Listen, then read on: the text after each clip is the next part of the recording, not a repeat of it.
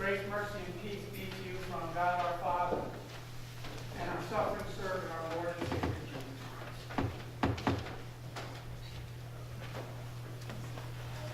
Brothers and sisters, as we go through, get closer to, again, remembering what happened on Holy Week, Palm Sunday already, well, it's the year, Palm Sunday next Sunday, and then heading into Maundy, Thursday, Good Friday, and Easter. When you listen to these accounts over the weeks, and you look at all the dynamic that's happening, when you have so many things going on, and as you think about all the things that are happening in fulfillment of the Old Testament, I think that's one of the things that's also very impressive. When you're able to look at it, and when you're able to see that, boy, this is being, you get a little glimpse of it in the readings today. This was being done to fulfill this or that. Sometimes Jesus is also speaking that he's doing something to fulfill what was written in the Old Testament. All these things that are coming about. And then you see all the different people with Jesus going back and forth from here to here, all those different personalities, all those different emotions. But it's all winding up and going to one place, and that place is the cross. One small Bible verse today, which is kind of summarizing the events that are taking place, some of which we've read this morning, from Romans chapter 5. But God demonstrates his own love for us in this: while we were still sinners, Christ died for us. And that's what I would suggest we just think about for a second. Who put Jesus on the cross? Now, I bet you're thinking already where we may be going with this. Maybe not. We'll get to that in a moment. Of course, the easy question would be, who put Jesus on the cross? Well, we know that's pretty obvious, right? The soldiers put Jesus on the cross when he got there. We don't know if he was carrying. We'll get into that next week, and as we hear Jesus, or the week after Monday, Thursday, we start to hear Jesus to the cross. Next week, we step back a little bit and go to Palm Sunday. But Jesus with that cross, whether he was carrying the full cross or just the upper beam, we don't know from history, probably the upper beam that he was carrying. What was going on with all those personalities? Who is it that really is involved in putting our Savior to the cross? And maybe you start to look back and you think of some of the things that we had in our lesson today, which involved those religious leaders. Maybe it's got to be those religious leaders that put Jesus on the cross, right?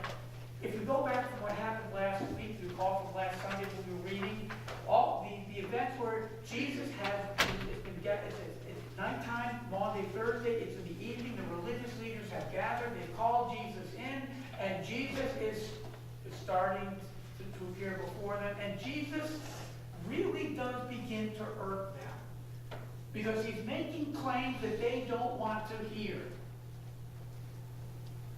And coming on the clouds of heaven, you can imagine how those religious leaders were upset. How dare this man? This man comes in, he is just something like human garbage. What in the world is going on here with him? Who does he think he claims to be? He hasn't done anything for our nation. Has he brought peace? He has part of the Messiah who's supposed to bring peace. Has he brought peace to this world? Has he brought peace to Israel? Has he done anything about the Roman occupiers? And what is this stuff about believing in him? That really to have a relationship with God the Father, you're going to believe in him, and you wonder what things that they're remembering or hearing about. Remember, Nicodemus was one of those religious leaders. And remember John 3:16, for God so loved the world that was spoken to a religious leader, Nicodemus.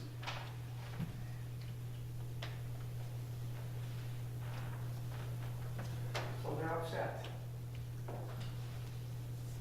You would imagine that these people, the religious leaders, would have been the one that would have been given Jesus sort of a benefit of the doubt, would have given him this day in court, so to speak. Just give him a bit, open up their minds to be able to say, is Jesus really the one who is, as he's fulfilling all these prophecies, as he's doing all these miracles, is he, maybe he is the one, maybe we need to be able to listen to him. Now, this was also compounded by the problem. Remember, Jesus had just raised Lazarus from the dead. All right, now again, that's the stubbornness of hearts. And we look at people's hearts and say, why don't people believe in Jesus? Well, we say, well, they're removed from all this stuff. They weren't there in person.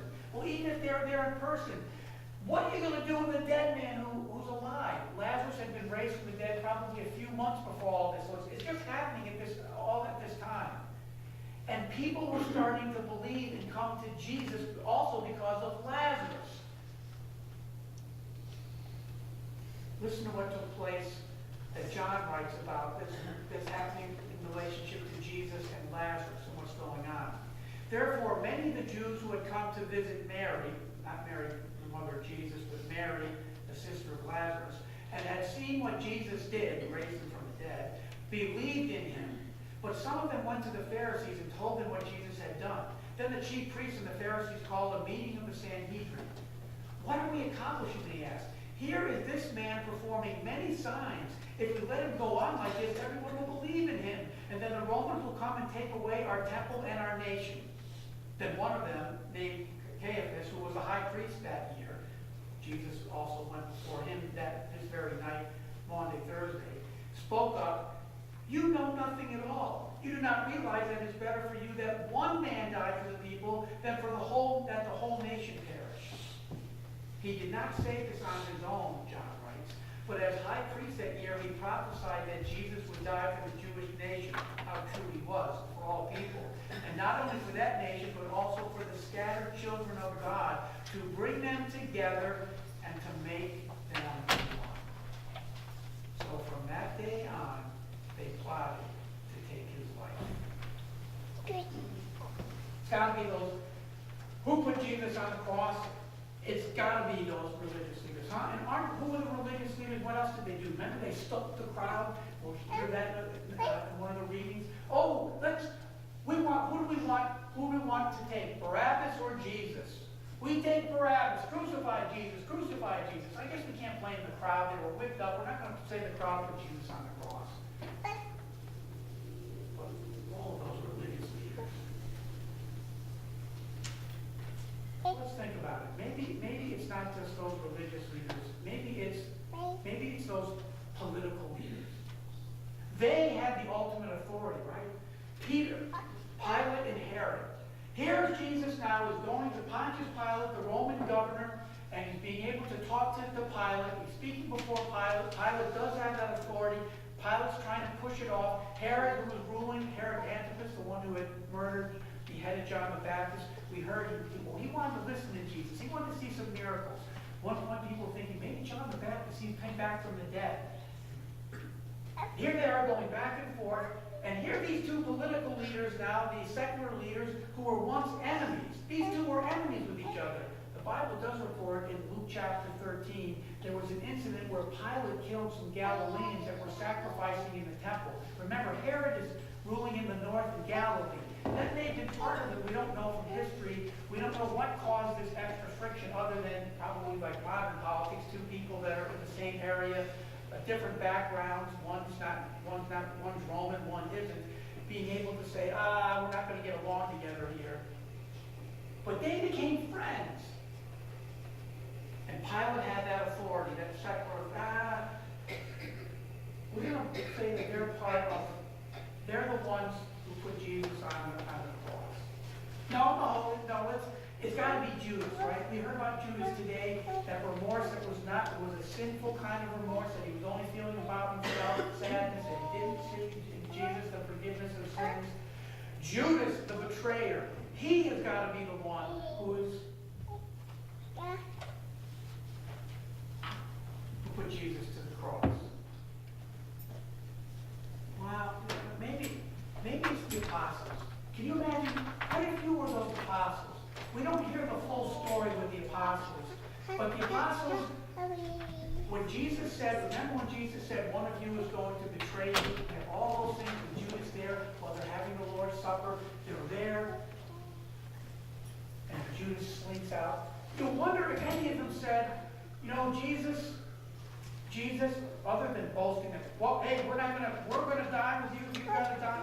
You wonder if they started to say, Jesus, we gotta make sure that nothing happens to you tonight. I don't think, we don't want you to necessarily go out. Again, they weren't putting everything together. Even out in the Garden of Gethsemane, where they're worried about swords, and Peter takes up a sword, and then they start to use some violence. If the apostles had only thought, the Bible says they fell backward. They weren't going to arrest Jesus. Unless Jesus wanted to. Jesus went willingly. But that doesn't really answer the question. We know that who put Jesus on the cross? We know he went there willingly.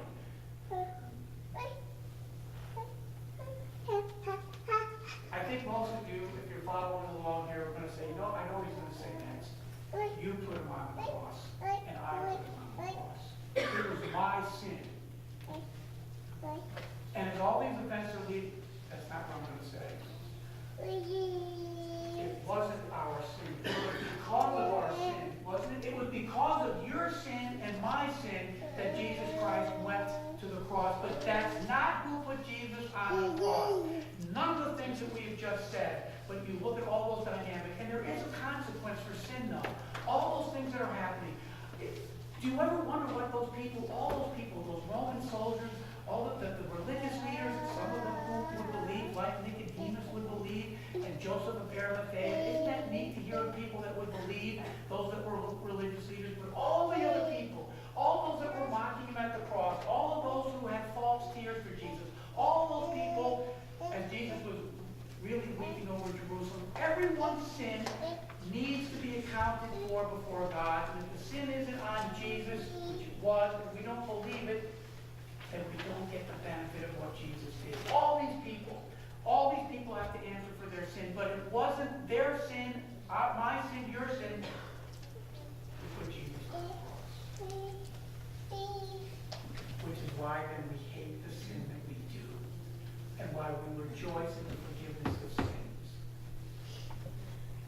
I wonder if we ever say each day, you ever say thank you, Jesus? Say thank you, God. When we say the forgiveness of sin, we talk about forgiveness.